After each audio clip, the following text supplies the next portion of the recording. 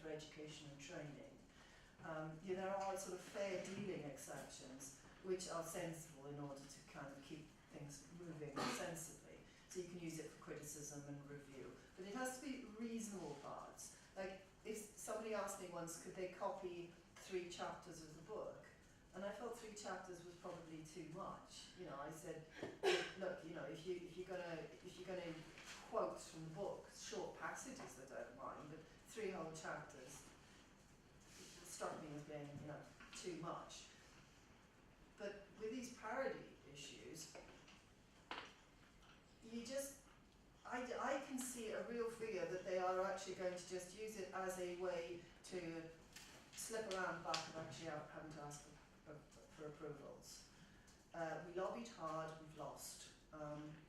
Because Europe has this as an exception, and hey, they're all doing fine, we have to have the same thing.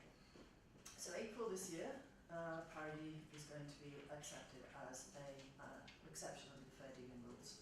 But watch this space, because there'll be loads of litigation around this, there'll be loads of court cases, because it's just too general the way they've drafted it. That's the sort of background to where we are with the law on this. But in terms of the practice, about 5 years ago, everybody was thinking recorded music is dead. It's the song that's everything, right? And it was thought that the song would have a life of its own, completely separate from the recording, and would generate a whole new range of uses for songs. Never quite got this, because apart from live, when you're performing the song, there surely has to be a recording of it in some form or other to be able to use it online or on TV or in some other magical form, right? So I never quite understood why they thought it was going to be the end of the recording business as we saw it, but I did sort of understand that what they were saying was that if you write a great song, you are, if you like, creating your pension. I think that's was somewhere just after Christmas that there was that every Christmas Slade makes something like 500,000 from the Slade Christmas song. So they never ever have to worry about any, because every year everybody's playing that really annoying, do they know it's Christmas, Slade or whatever thing's called. And they make enough money off the back of that every year to live very nicely on it, very much. So, if you write that classic song, you are setting your pension for life. And so there is perhaps an attempt being made to focus a lot more on the song than the way in which it is recorded and presented. But one of the big growth areas has undoubtedly been synchronization. I'm still waiting for when the ad agencies wake up to this. When, backtracking slightly, when compilation records were the thing, right, the sort of dance era in the 90s, everybody wanted to have tracks on compilations, right? Ministry of Sound couldn't license the tracks it wanted because the majors shut their doors on them and would not give ministry licenses, right? So Palumbo, who owns Ministry, said, right, so do you then, I'm going to create my own. So he created his own label and started signing artists who recorded for him, and he put them on his compilations, right? And I'm waiting for the day when the ad agencies say, why are we paying for this music exactly? Why don't we create our own? But they're not, and so nobody tell them, okay? Because apparently it's quite a good source of revenue. One of my clients had a track on the ad in the middle of the Super Bowl last week. Wow, that was a nice one. 150,000 for one sold. Not a bad day's work, eh?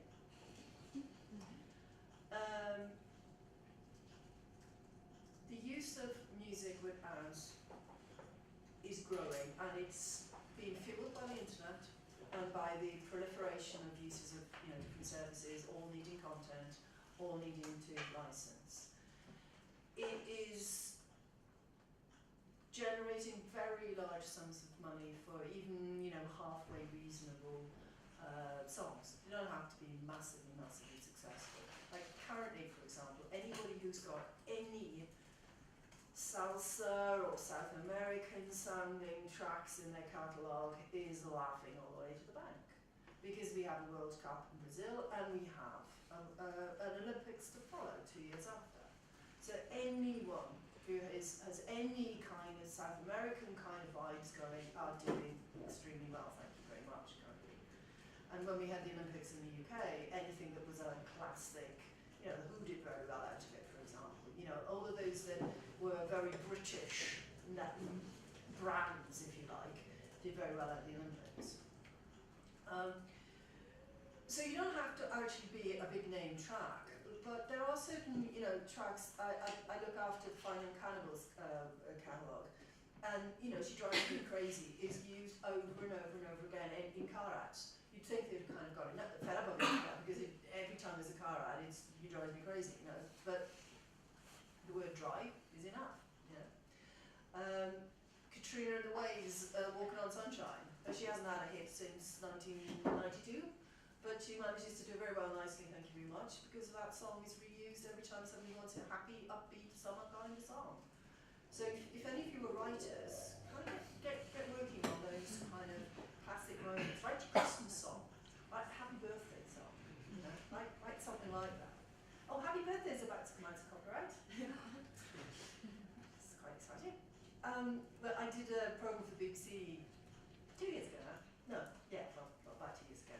The top 10 greatest, richest songs. And number one was Happy Birthday.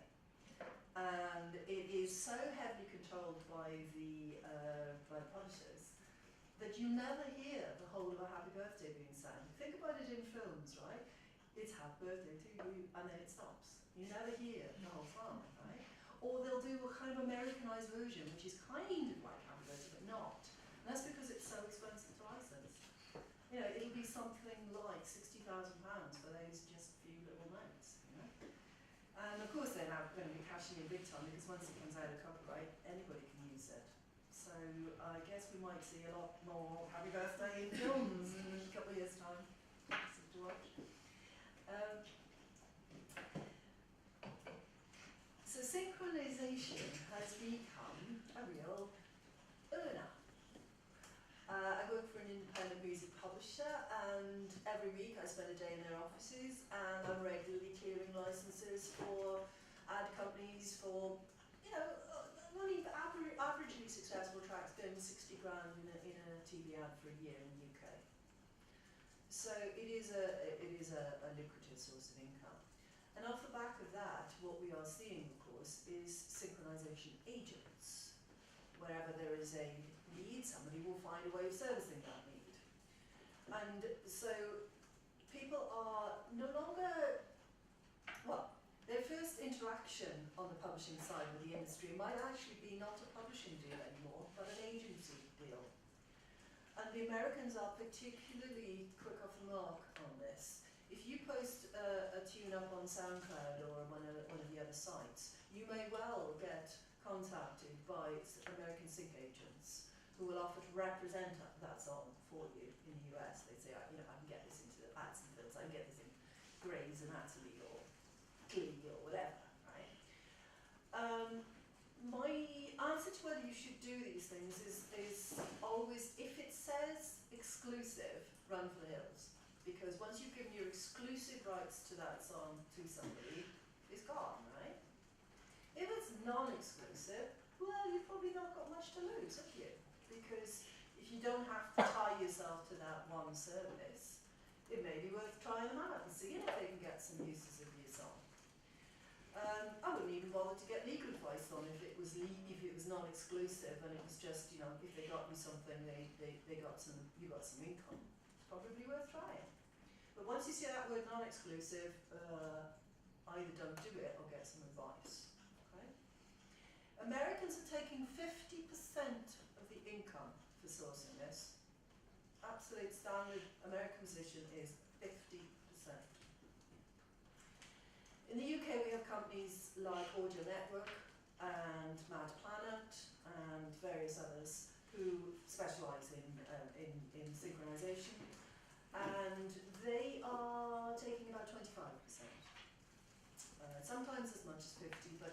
generally around about the 25% mark. So I guess if you get a chance between a US and UK one, maybe commercially the UK one up front you lose less money, but if the Americans have got more contacts and more, you know, contacts is everything in this business, right? Somebody was saying earlier, why did you go to a major for the contacts? Contacts is what drives this business, who do you know? So if the American guy, you know, you check him out online, that's the wonder of, you know, being able to search online now. Nobody's history is secret. You can find out about their background and anything bad that's said about them almost instantaneously, right?